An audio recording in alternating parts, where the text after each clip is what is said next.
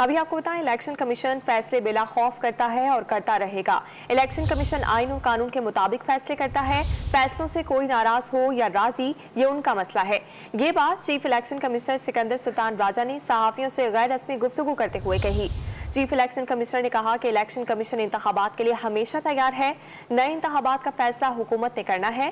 Election commission का काम साफ, शफाफ और गैर जानिबदार इंतखाबात का इनेकाद है। हल्का बंदियों पर तेजी से काम जारी है। मरदमशुमारी के हवाले से इलेक्शन कमीशन का मौक़िफ़ वाज़ेह था। मरदमशुमारी सरकारी तौर पर शाया होने से कबल हल्का बंदियाँ नहीं की जा सकती। हुकूमत डिजिटल मरदमशुमारी कराना चाहती है।